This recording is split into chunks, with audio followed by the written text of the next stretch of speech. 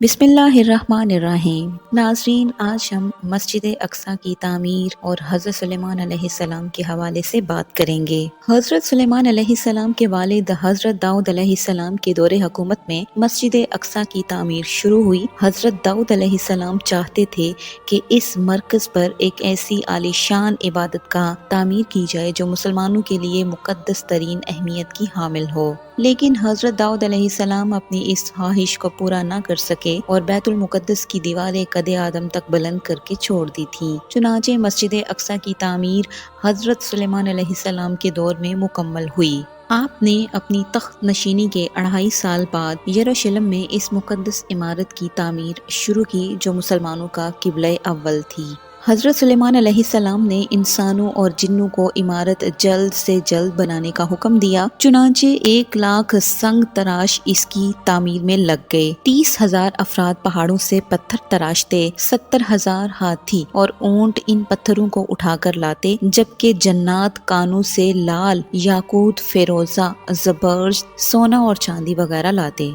इस मस्जिद की लंबाई 784 गज और चौड़ाई 455 गज थी। मस्जिद में 684 सतून थे और 4000 कंदीलें रोशन हुआ करती थी। इसकी सफाई पर 700 सफाई करने वाले मामूर थे। मस्जिद के सहन में एक हश्त पहलू मकाम कुबातुस सखरा के नाम से है, जिसमें रसूल अकरम सल्लल्लाहु अलैहि वसल्लम के नक्शे कदम जाहिर हैं। इस मस्जिद की तमाम जमीन में एक हाथ भी ऐसी जगह नहीं जिस पर किसी पैगंबर ने नमाज न पढ़ी हो या किसी फरिश्ते ने कयाम न किया हो। जब हजरत सुलेमान अलैहिस्सलाम की वफात का वक्त करीब आया तो मस्जिद की तामीर मुकम्मल नहीं हुई थी। चुनांचे हजरत सुलेमान अलैहिस्सलाम ने अल्लाह ताला के हजूर अर्ज की, या बारी ताला, इस वक्त बैतुल मुकद्दस की तामीर मुकम्मल नहीं हुई। मेरे इंतकाल को जन्नात से पोशीदा रखा जाए ताकि बैतुल मुकद्दस की तामीर मुकम्मल हो सके। आपकी दुआ कबूल हुई। जन्नात ने शीशे के महल में हजरत सुलेमान अलैहिस्सलाम के लिए एक इबादत गाह तैयार की थी और आप अक्सर यही इबादत इलाही में मसरूफ रहते थे। आप इसमें तशरीफ ले गए और अपने असा के सहारे खड़े हो गए। उसी दौरान उनके जिस्म से